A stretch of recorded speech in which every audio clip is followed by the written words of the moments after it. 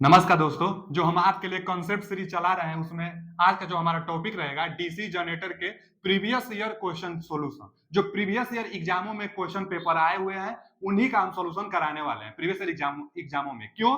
क्योंकि इसके पिछले वाले वीडियो में हम डीसी जनरेटर का थ्योरी कंप्लीट किए हुए हैं। तो डीसी जनरेटर का थ्योरी कंप्लीट करने के बाद अब इंपोर्टेंट क्वेश्चन उस अध्याय का देखने वाले हैं।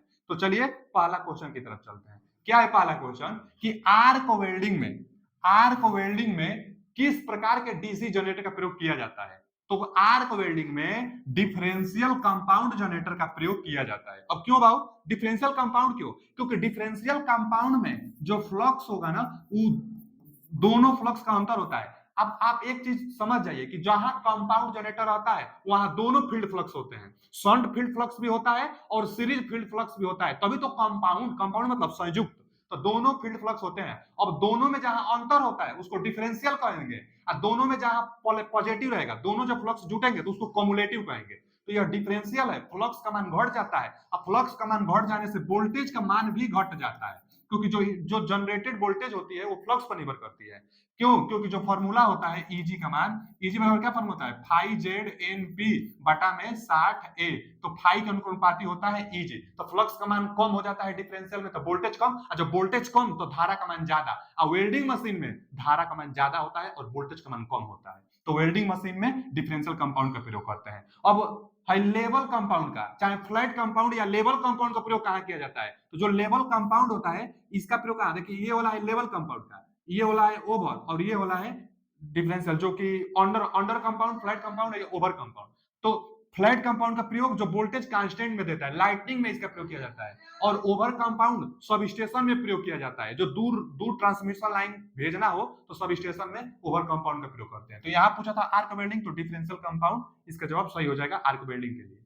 अगला क्वेश्चन क्या है कि स्व उत्तेजित जनित्र मतलब जनरेटर, सेल्फ एक्साइटेड जनरेटर में बिना रिक्त स्थान के वोल्टेज बिल्डअप नहीं हो सकता। तो भैया रेजिडुअल चुंबकत्व के कारण, अवशिष्ट चुंबकत्व जो रेजिडुअल मैग्नेटिज्म होता है, अवशिष्ट चुंबकत्व होता है, उसके बिना वोल्टेज बिल्डअप हो ही नहीं सकता। क्यों?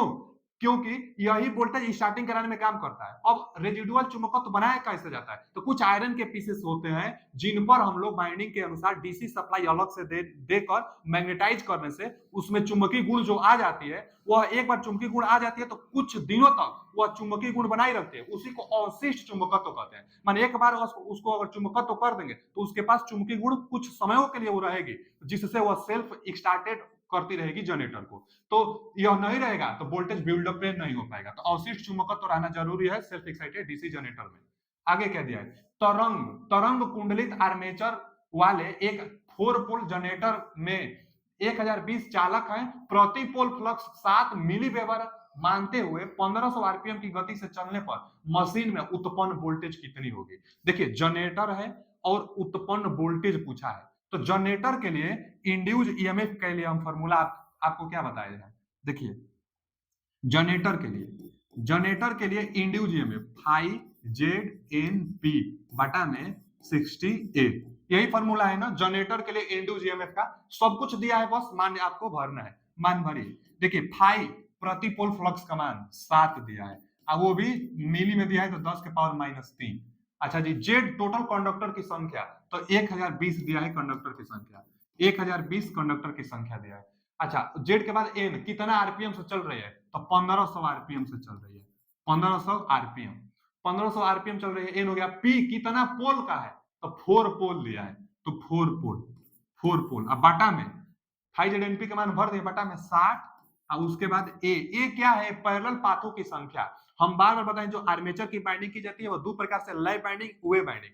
तो लैप बाइंडिंग कहेगा तो ए बराबर पी होता है, और वेव बाइंडिंग कहेगा तो ए का मान 2 होता है। तो यहाँ क्या कहा है? Wave binding. तरंग का मतलब वेव, तो वेव बाइंडिंग के लिए ए का मान 2 होता है। अब इसी को हल कर लेंगे। देखिए हल करेंगे तो यहाँ से 4 से कटा दीजिए 60 को, तो 15 चौका 60 होता है, यानी 15 बार में। अब 15 को इसको कटा दीजिए तो यहाँ कितना आ जाएगा? 100 आ जाएगा। अब यहाँ 100 बचा है ना, अब 2 से किसको कटा दीजिए? इसको कटा दीजिए। 2 पाँचे 10 और 2 एकम 2, यहाँ पर 0। अब देखिए 510 और 1, अब 7 बचा है तो 7 से गुणा कर दीजिए, तो 7 एकम 7 और 7 पाँचे 35। ठीक, और 2 जीरो है, एक जीरो यहाँ है, यानी 3 जीरो बच गया और 10 के पावर -3 ये मिली वाला है, नीचे तो कुल कट गया है। अब ये 3 जीरो और 10 के पावर -3 जीरो कटा देगा ना, 357 वोल्ट इंड्यूज होगा। कितना वोल्टेज इंड्यूज होगा? 357 वोल्ट। बस ये फॉर्मूला आप जानते रहिए कि फॉर्मूला इंड्यूज ईएमएफ का क्या होता है, कोई भी जनरेटर हो। आगे कि एक डीसी जनरेटर में 48 चालक और 4 पोल है, तो पोल पिच बताइए। पोल पिच हम बताए थे कुल क्वाइलों की संख्या बटा में पोलों की संख्या, तो कितना क्वाइल है? 48। और कितना पोल है? 4 पोल, तो 4। तो यही हो जाएगा पोल पिच। पोल पिच बराबर क्वाइलों की संख्या, चाहे स्लॉटों की संख्या चाहे क्वाइलों की संख्या, और बटा में पोलों की संख्या। अब 4 से कटा दीजिए, 4 एकम 4, 4 दूना 8, 12 आ जाएगा। तो A option is right answer. आप एक बार थ्योरी अच्छा से पढ़ लेंगे ना तो क्वेश्चन आप बना लेंगे।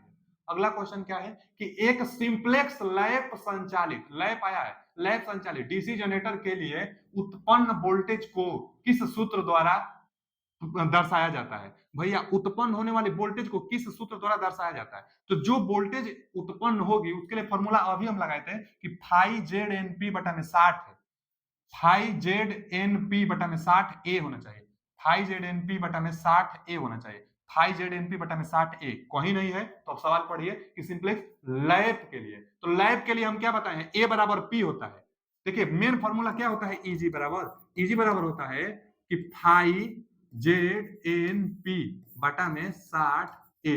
लेकिन लैप के लिए ए बराबर पी होता है और वेव के लिए ए का मान 2 होता है। तो यहाँ लैप बोला है तो ए और पी कट जाएगा, फाई जेड एन बटा में 60 खोजेंगे। फाई जेड एन बटा में 60 खोजेंगे। फाई जेड एन बटा में 60 यानी C option is right answer. तो लैप है ना, लैप में ए बराबर पी होता है, आप ध्यान दीजिएगा। आगे डीसी जनरेटर में निम्नलिखित में से किस नियम का प्रयोग किया जाता है? जो डीसी जनरेटर होता है उसमें किस नियम का? केल्विन, तो केल्विन टेम्परेचर के लिए आता है।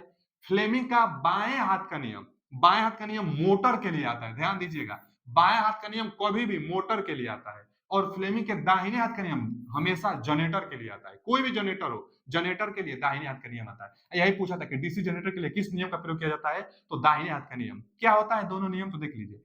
ये जो हम बना दिए हैं, ये जो बनाए हैं, यह लेफ्ट हैंड रूल है, इधर से राइट हैंड रूल होता है। तो जो ये हम बनाए हैं, यह कौन सा है? तो ये राइट हैंड रूल है। देखिए दोनों में बहुत मामूली सा अंतर होता है। हमेशा राइट हैंड रूल, दाहिना हाथ का जो नियम होता है हमेशा वो जनरेटर के लिए लगता है। तो जनरेटर से आपको धारा मिलती है तो ये धारा आपको देगा। अब मोटर में धारा आप देते हैं तो यहां से धारा आपको देना होगा। बस एक से धारा ली जाती है। राइट हैंड रूल जो होता है, फ्लेमिंग के दाहिने हाथ का नियम जो होता है उससे धारा ली जाती है, और फ्लेमिंग के जो बाएं हाथ का नियम होता है उसमें धारा दी जाती है, क्योंकि मोटर के लिए होता है। अब मोटर में धारा देनी होती है और जनरेटर से धारा लेनी होती है। अंगूठा दोनों में मोशन को डिनोट करेगा। एक में जैसे मैग्नेटिक फील्ड में कंडक्टर घूमना चाहिए तो वही किस दिशा में घुमाएंगे, तो मोशन की दिशा अंगूठा। इसमें भी मोटर किस दिशा में घूमेगा तो उसकी डायरेक्शन प्राप्त करने के लिए यहाँ से एम, तो अंगूठा डायरेक्शन ज्ञात करने के लिए मोशन की, तो दोनों में मोशन अंगूठा बताता है। और मैग्नेटिक फील्ड दोनों में ये वाला उंगली बताता है। जो जो ये वाला उंगली है ना दोनों में, तो ये वाला उंगली क्या मैग्नेटिक फील्ड को बताती है, अंगूठा मोशन की दिशा को। और आई तो एक में जनरेटर वाला में दाहिने के रूल वाले में लेने के लिए, और मोटर यानी लेफ्ट हैंड रूल में देने के लिए। और दोनों में तीनों उंगली आपस में हमेशा लंबवत होते हैं। जैसे ये देखिए ये लंबवत है ना, ये इस तरह है, इस तरह, ये ऊपर में है, तो तीनों उंगली आपस में लंबवत होनी चाहिए। तो यहाँ जनरेटर पूछा था तो C option is right answer, क्योंकि फ्लेमिंग के दाहिने हाथ का रूल जनरेटर में लगता है। अगला क्वेश्चन क्या है? एक ओवर कंपाउंड डीसी जनरेटर में, ओवर कंपाउंड आ गया, हम बताए थे ओवर जो कंपाउंड होगी, ओवर कंपाउंड, इसका ग्राफ आप देखेंगे ना, जैसे मान लीजिए यह फ्लैट वाला होगा तो ओवर के लिए इस तरह बनता है, मतलब लोड के साथ साथ वोल्टेज बढ़ता ही जाता है, और फ्लैट के लिए लगभग में कांस्टेंट, अंडर के लिए घटता जाता है। तो ओवर कंपाउंड के लिए लोड के साथ साथ, जैसे यहाँ से ये ग्राफ बनाएंगे तो आगे अगर आईएफ है फील्ड करंट मतलब धारा, चाहे लोड बढ़ता जाएगा तो यहाँ से वोल्टेज बढ़ता जाता है, ये ई को डिनोट करता है वोल्टेज को, तो वोल्टेज बढ़ता जाता है। पूछा क्या है? ओवर कंपाउंड डीसी जनरेटर में पूर्ण भार पर टर्मिनल वोल्टेज सदैव शून्य होता है, तो गलत। और पूर्ण भार टर्मिनल वोल्टेज शून्य लोड टर्मिनल वोल्टेज से अधिक होता है, तो यही तो एकदम सही है। शून्य लोड पर मान लीजिए जितना भी होगा, और जैसे जैसे लोड बढ़ाएंगे तब इसका क्या होगा, वोल्टेज का मान देखिए ऊपर उठता जा रहा है, बढ़ता जा रहा है, तो पूर्ण भार पर वोल्टेज का मान बढ़ता जाता है। B option is a right answer. Compound में दोनों फ्लक्स होते हैं, दोनों जुड़ जाता है, इसलिए वोल्टेज का मान बढ़ता है। आगे लैप कुंडलन, लैप पूछ दिया है ना, लैप, लैप जो होता है इसमें पैरेलल पाथों की संख्या पोलों की संख्या के बराबर होती है, इसलिए करंट का मान ज्यादा और वोल्टेज का मान कम होता है लैप में। और वेव में WAVE जो वेव होता है, वेव में पैरेलल पाथों की संख्या 2 होती है, इसलिए वोल्टेज का मान बढ़ता जाता है और करंट का मान कम होता जाता है। यहाँ लैंप है, लैंप में करंट ज्यादा होता है। लैंप कुंडलन धारा तो उच्च धारा होनी चाहिए, हाई होनी चाहिए। लैंप में धारा का मान उच्च होता है और वोल्टेज का मान कम होता है। तो हम लोग देख लेंगे उच्च और निम्न, उच्च और निम्न। ए option is right answer. Lamp है ना, तो A option is right answer. अगला क्वेश्चन क्या है, एक डीसी जनित्र में कम्यूटेटर, दिक् परिवर्तक मतलब कम्यूटेटर का मुख्य कार्य क्या है? कम्यूटेटर का कार्य क्या है? तो कम्यूटेटर क्या होता है? जो देखिए डीसी में भी पूछा है, एक डीसी जनित्र में रोटेटिंग पार्ट से उत्पन्न होने वाली धारा एसी होती है, अल्टरनेटिव होती है। आप कभी भी कोई भी आपसे पूछ देगा कि रोटेटिंग पार्ट से जो धारा बनेगी एसी बनेगी कि डीसी, तो हम लोग कहेंगे एसी बनेगी। रोटेटिंग पार्ट से धारा एसी बनती है, लेकिन डीसी में कन्वर्ट करने के लिए कम्यूटेटर लगा रहता है। कम्यूटेटर से कार्बन ब्रूस अटैच होता है और कम्यूटेटर कन्वर्ट करता है, कम्यूटेटर रेक्टिफायर की तरह बिहेवियर करता है। तो वही कम्यूटेटर क्या करता है, एसी को डीसी में बदलता है, प्रेरित एसी को डीसी में रूपांतरित करता है। तो ए ऑप्शन सही है। कम्यूटेटर का कार्य है एसी को डीसी में बदलना। डीसी जनरेटर है तो डीसी करंट चाहिए, इसलिए डीसी में कम्यूटेटर बदलता है। अगला क्वेश्चन क्या है, निम्नलिखित में से एक डीसी जनित्र के प्रेरित विद्युत वाहक बल और आर्मेचर धारा के मध्य के संबंध को प्रदर्शित करता है। देखिए कैरेक्टरिस्टिक्स से यह पूछा है क्वेश्चन, कैरेक्टरिस्टिक्स क्या होता है? कैरेक्टरिस्टिक्स जैसे हर एक व्यक्ति का कुछ ना कुछ क्वालिटी होता है, उसी तरह जितने मोटर होते हैं उन सबका भी आंतरिक वाय और नो लोड पर कुछ क्वालिटी होता है। तो यहाँ अब क्या होगा, किसके किसके बीच यह संबंध दर्शाई गई? एक डीसी जनरेटर में प्रेरित विद्युत वाहक बल, प्रेरित विद्युत वाहक बल इनाट उत्पन्न और आर्मेचर धारा आई ए, तो जो जनरेटेड ईएमएफ होगी, ईजी का मान मतलब जनरेटेड ईएमएफ और आई ए, तो आई ए आर्मेचर धारा आंतरिक क्वालिटी होनी चाहिए। आर्मेचर धारा, आर्मेचर से जो उत्पन्न होगी धारा, आर्मेचर धारा आंतरिक क्वालिटी, तो आंतरिक आंतरिक कुल कैरेक्टरिस्टिक्स, तो D option is right answer. Armature धारा बोला है तब यही ना, फील्ड करंट पूछता एंड उत्पन्न होने वाली ईएमएफ का होता, तो यह नो लोड पर होते, नो लोड पर फील्ड करंट, क्योंकि फील्ड करंट आर्मेचर आर्मेचर धारा नहीं बात करेगी, फील्ड करंट, लोड धारा भी नहीं, क्योंकि नो लोड पर है तो लोड धारा आएगा नहीं।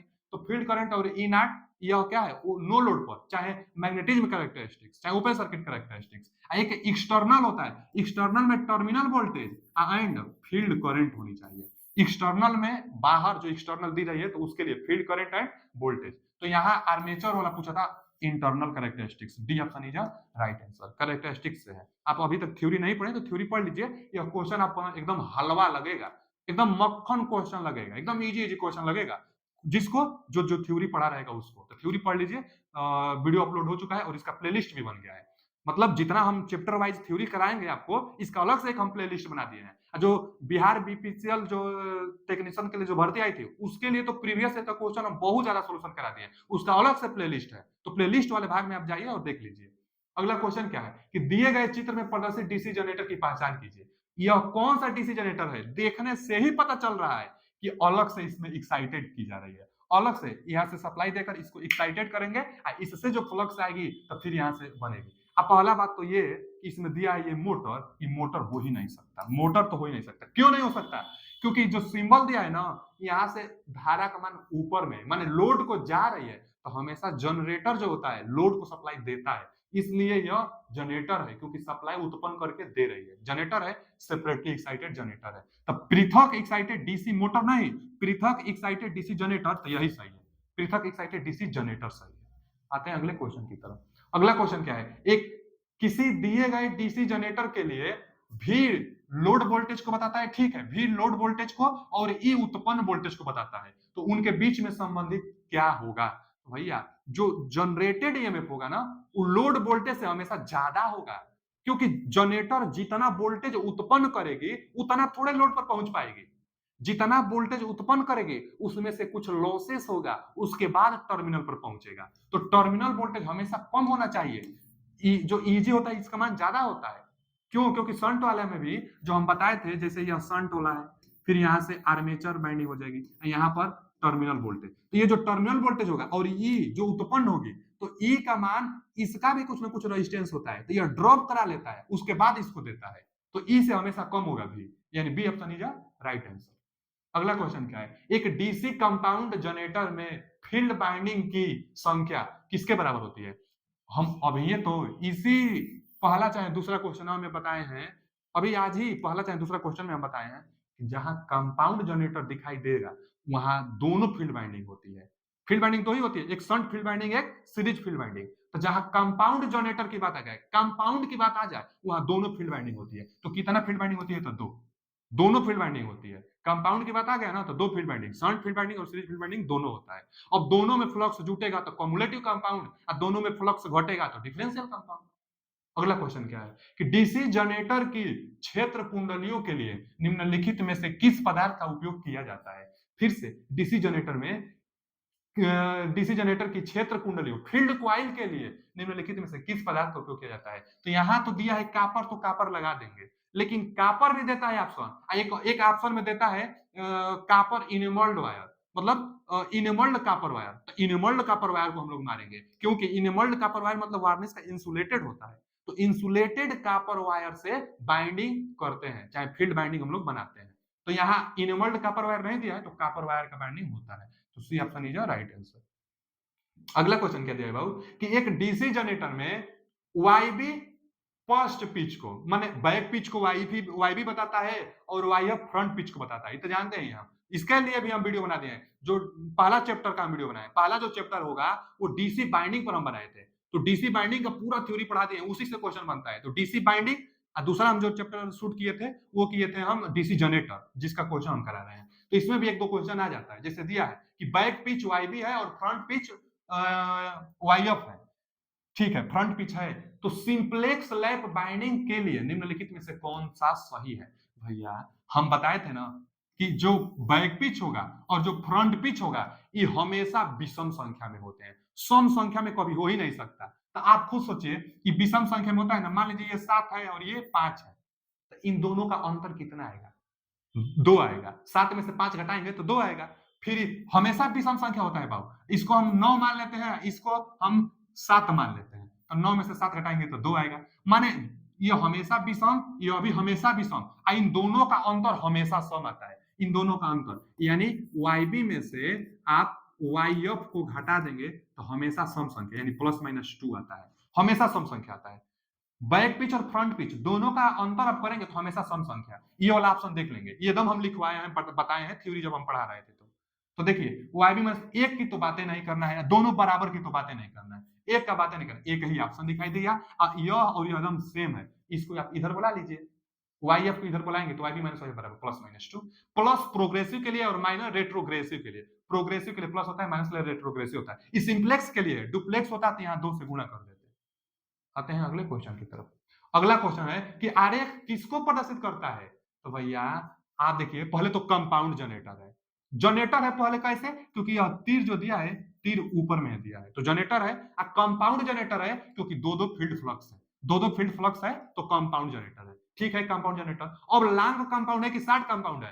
तो जब आर्मेचर और सीरीज फील्ड के साथ पैरेलल में शंट वाला होता है तो लॉन्ग शंट कंपाउंड कहते हैं इसको।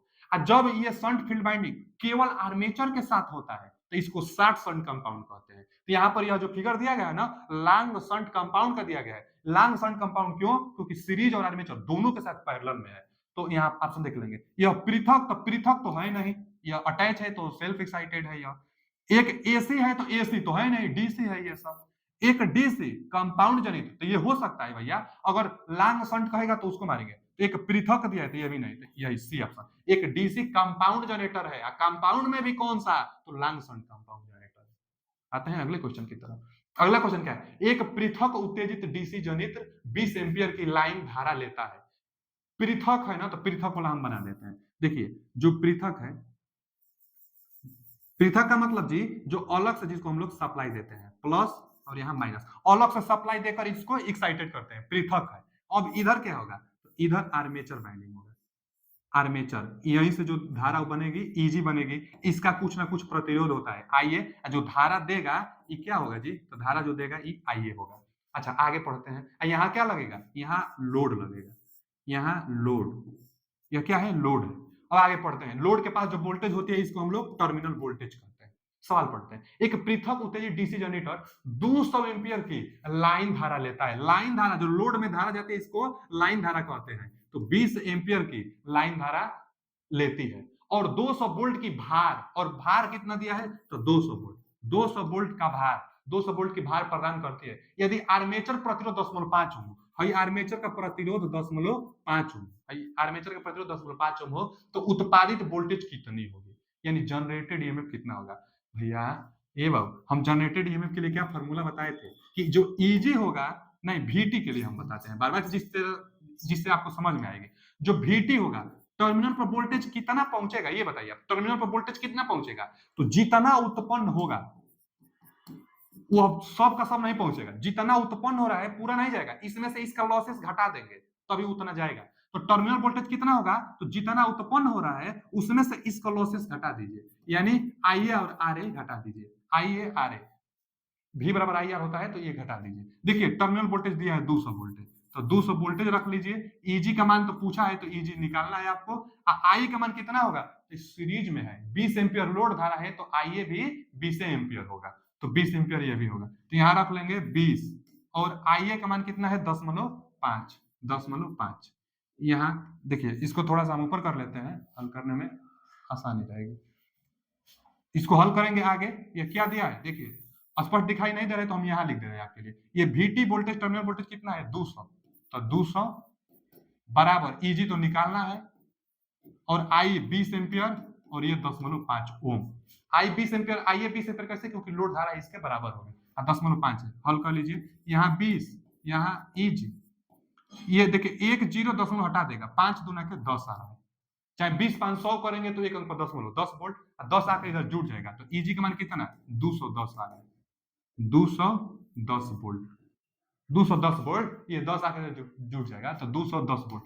ए option is right answer, A option is right answer, एकदम आसान है बाबू। देखिए क्या दिया है ना कि पृथक एक्साइटेड दिया है ना, अलग से एक्साइटेड, तो अलग से एक्साइटेड वाला ये है, बस बना लिए। जो लोड करंट होगी, आर्मेचर करंट होगी, टर्मिनल वोल्टेज के लिए फॉर्मूला जो था यही था, टर्मिनल वोल्टेज के लिए मान बस भर दिए, सवाल बन जाएगा। आते हैं अगले क्वेश्चन की तरफ। 210 क्वेश्चन आप आराम से लगाएंगे तो बन जाएगा, चित्र बनाकर लगाइए एकदम बन जाएगा।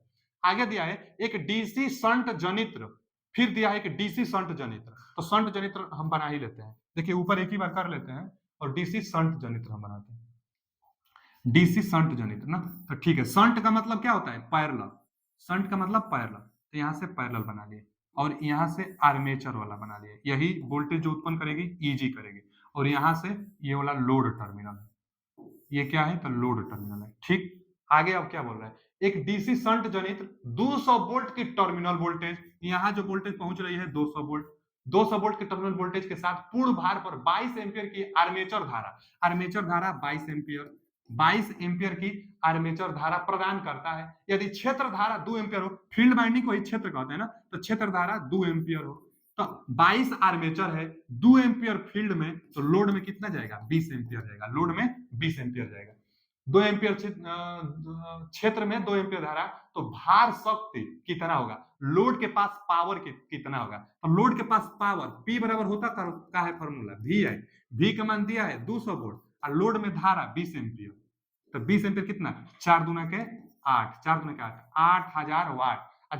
जब 8000 जो वाट आ रहा है, 2 दूना के 4 आ रहा है ना, 2 दूना के 4, 2 दूना के 4, तो 4000 जो वाट आ रहा है, 2 दूना के 4, 4000 जो वाट आ रहा है, तो 4000 वाट इसमें नहीं दिया है, 400 दिया है, तो इसको किलो बना सकते हैं, तो 4 kilowatt, 4 kilowatt, B option is right answer. एकदम क्वेश्चन आसान है, थ्योरी बना लेंगे तो। ये 22 एम्पियर दिया था, दो फील्ड में तो 20, अब 20 में जब धारा लोड के पास मिल गया, तो P बराबर VI से 4 किलोवाट आ रहा है, इसका B option is right answer, 4 kilowatt. अगला क्वेश्चन क्या है, एक डीसी जनित्र में ब्रूसों का कार्य क्या होता है भैया, ब्रूस का कार्य, जो कम्यूटेटर होता है ना, देखिए ना, कम्यूटेटर के बीच बीच में सिगमेंट होता है, या माइका का, जैसे कम्यूटेटर का जो सिगमेंट होता है, इसके बीच बीच में माइका लगा रहता है, और जो माइका होता है शॉर्ट सर्किट न करे कम्यूटेटर, इसलिए बीच बीच में माइका लगा रहता है, माइका। अब इसी कम्यूटेटर के ऊपर ना कार्बन ब्रूस लगा रहता है, जो आपको धारा देगी, तो धारा को कम्यूटेटर से धारा को कलेक्ट करके लोड को देता है कार्बन ब्रूस। कार्बन ब्रूस का कार्य क्या होता है, एसी को डीसी में बदलना नहीं, ये तो कम्यूटेटर का कार्य है।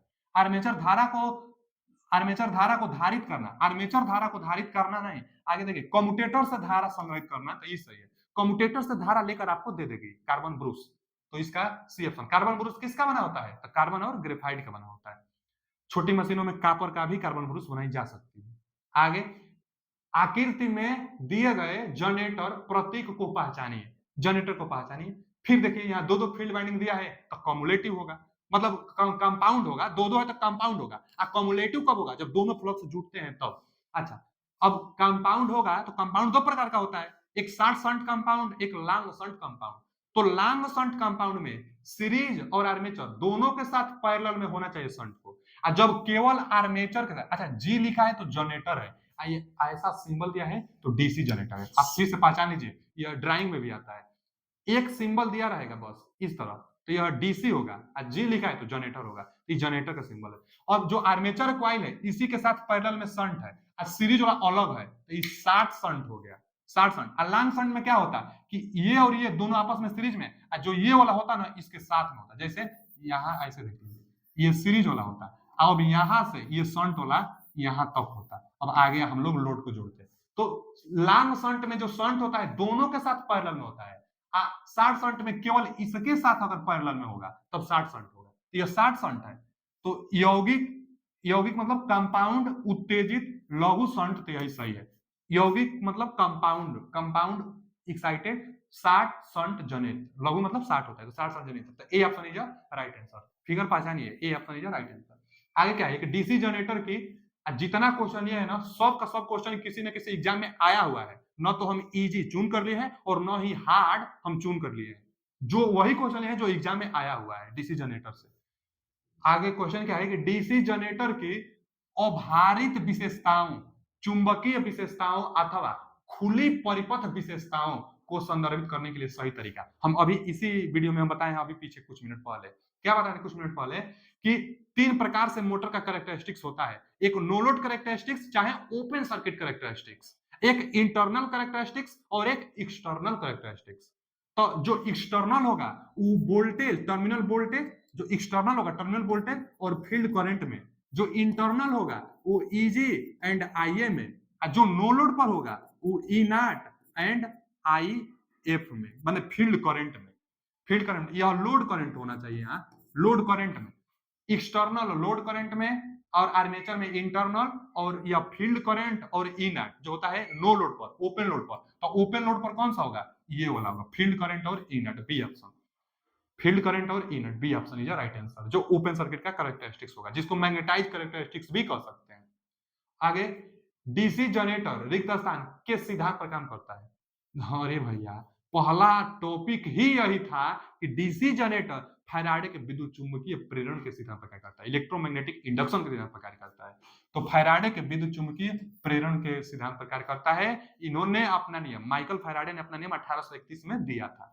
तो क्या था? विद्युत चुंबकीय प्रेरण के सिद्धांत पर जनरेटर काम करता है, जनरेटर विद्युत चुंबकीय प्रेरण के सिद्धांत पर काम करता है। क्वेश्चन देखिए, बाप रे बाप कितना बार आया है, एकदम एकदम इजी क्वेश्चन है और इतना बार आया, तो आप भी ध्यान दीजिए, विद्युत चुंबकीय प्रेरण के सिद्धांत पर जनरेटर कार्य करता है।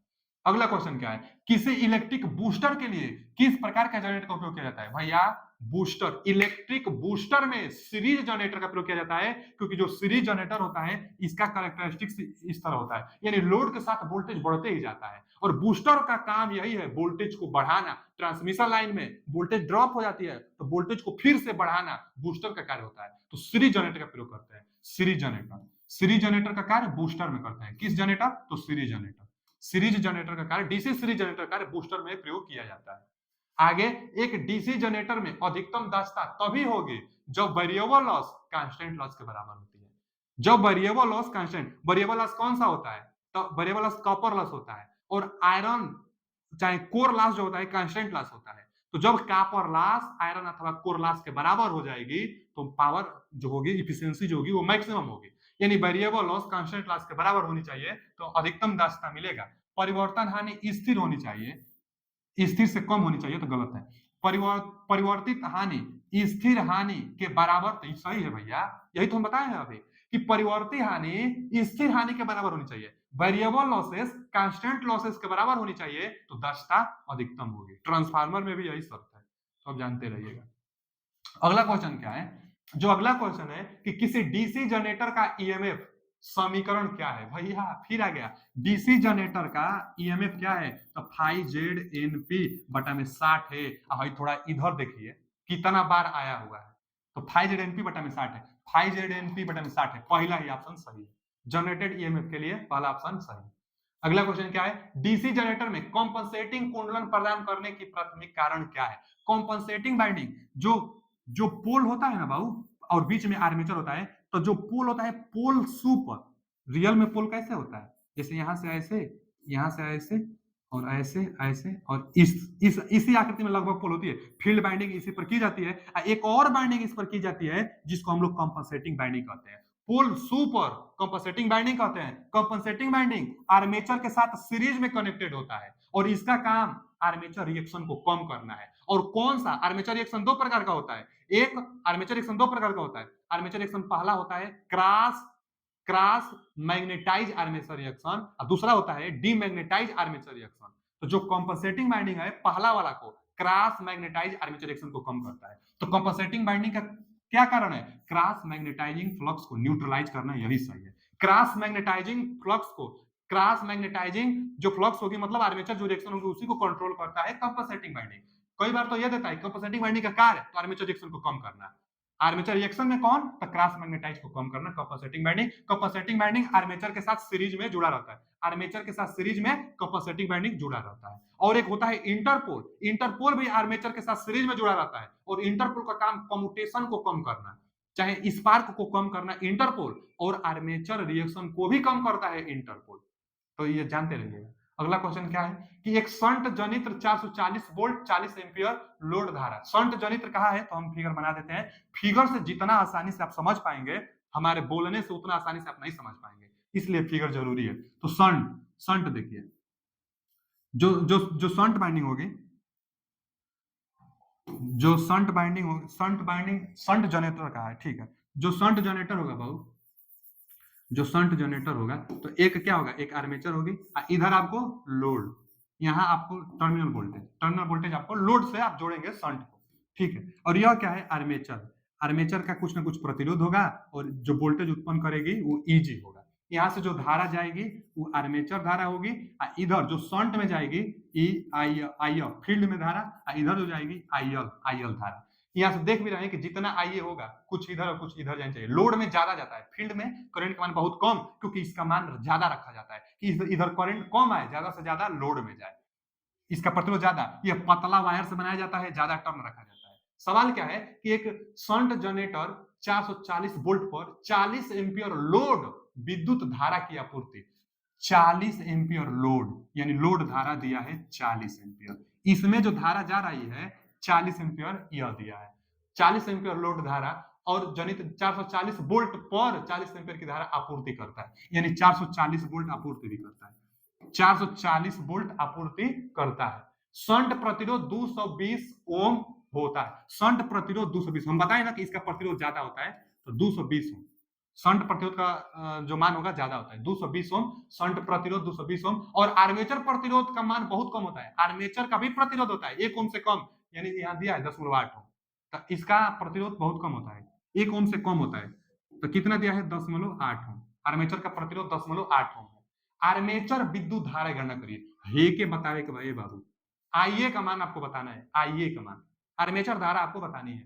तो ये 40 है ना, तो 40 इधर जा रहा है, इधर कितना जाएगा, अगर ये मिल जाएगा तो आइए बता देंगे, क्योंकि इन्हीं दोनों का योग आइए होगा, क्योंकि आइए जो जा रही है यही दोनों में बट रही है, कुछ इधर कुछ इधर।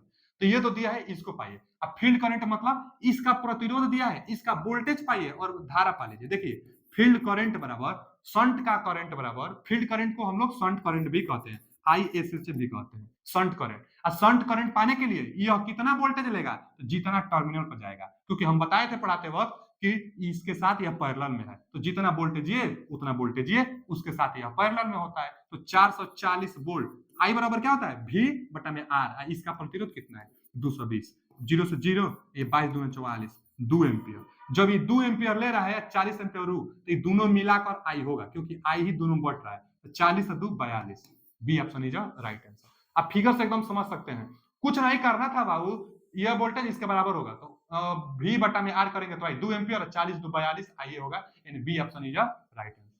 अगला क्वेश्चन क्या है, जनरेटर के आर्मेचर कोर में लेमिनेशन की मोटाई क्या होनी चाहिए। लेमिनेशन की मोटाई क्या होनी चाहिए? हम कितना बार बताए थे चिल्ला चिल्ला कर कि जो लेमिनेशन की जाती है वह एडी करंट लॉसेस को कम करने के लिए, और लेमिनेटेड करने से एडी करंट लॉस कम होती है। लेमिनेटेड जो मोटाई होनी चाहिए पत्ती की 0.35 mm से 0.5 mm तक, 0.35 mm से 0.5 mm तक, mm मतलब मिलीमीटर, तो 0.35 mm से 0.5 मिलीमीटर तक लेमिनेटेड की मोटाई की जाती है, जो एडी करंट लॉसेस को कम करता है और सिलिकॉन हिस्टैरिसीस लॉसेस को कम करता है। आगे, डीजल जनरेटर सेट में उपयोग होने वाले लुब्रिकेंट तेलों का एसएई नंबर क्या प्रदर्शित करता है? बाबू, एसएई नंबर जो होगा ना वह हमेशा श्यानता को प्रदर्शित करता है। तो एसएई नंबर श्यानता, ये क्वेश्चन पूछा हुआ है यूपीपीसीएल टीजी 2 में, पूछा हुआ है 2015 में, तो श्यानता को प्रदर्शित करता है। आज के लिए इतना ही। जितना इंपोर्टेंट क्वेश्चन था ना हम सब इंपोर्टेंट क्वेश्चन करा दिए हैं, जितना इंपोर्टेंट क्वेश्चन था सब करा दिए हैं। एक क्वेश्चन है जो कि लास्ट क्वेश्चन है, इसको देख लेते हैं। जब एक संट जनरेटर सामान्य दिशा मतलब नॉर्मल डायरेक्शन और सामान्य गति से घूमने पर वोल्टता उत्पन्न नहीं करता है। अच्छा, जब उसको हम लोग स्टार्ट करते हैं संट जनरेटर को तो स्टार्ट नहीं होता है, घुमाने पर उत्पन्न वोल्टेज नहीं होता है। तो इसका क्या कारण है? तो अवशिष्ट चुंबकत्व तो नहीं होगा। अवशिष्ट चुंबकत्व तो ही सेल्फ एक्साइटेड जनरेटर को स्टार्ट करके वोल्टेज ज्यादा देता है। अवशिष्ट चुंबकत्व तो जितना रहेगा ना आप स्टार्ट करते रहिए उतना ही वोल्टेज मिल पाएगा। अगर अगर अवशिष्ट चुंबकत्व तो नहीं है तो वोल्टेज भी नहीं मिल पाती है, केवल रेजिडुअल वोल्टेज ही मिल पाती है। तो रेजिडुअल वोल्टेज नहीं है तो अलग से उसको एक्साइटेड डीसी सप्लाई से रेजिडुअल वोल्टेज को अलग से एक्साइटेड करनी चाहिए। जो फील्ड बाइंडिंग होती है उसके जो कोर पर जो फील्ड बाइंडिंग की जाती है उसको अलग से डीसी सप्लाई से अवशिष्ट चुंबकत्व तो देना जरूरी है। अवशिष्ट चुंबकत्व तो कुछ उसके पास हो जाएगी तो उसी के कारण वोल्टेज बनेगी। वोल्टेज नहीं बन रही है तो आपका अवशिष्ट चुंबकत्व तो खो दिया है। वोल्टेज सामान्य गति से घुमाने पर वोल्टेज उत्पन्न नहीं हो रहा है तो क्या कारण है? रेजिडुअल मैग्नेटिज्म नहीं है। तो डी ऑप्शन सही है। रेजिडुअल मैग्नेटिज्म नहीं है इसलिए वोल्टेज आपका नहीं बन पा रहा है। नहीं है तो कैसे आएगा? तो अलग से बैटरी देकर इसको एक्साइटेड कर दीजिए। 2 से 8 वोल्ट के आसपास रेजिडुअल मैग्नेटिज्म का वोल्टेज होना चाहिए, उसके बाद सेल्फ एक्साइटेड हो जाती है। तो उम्मीद है कि क्वेश्चन अच्छा लगा होगा।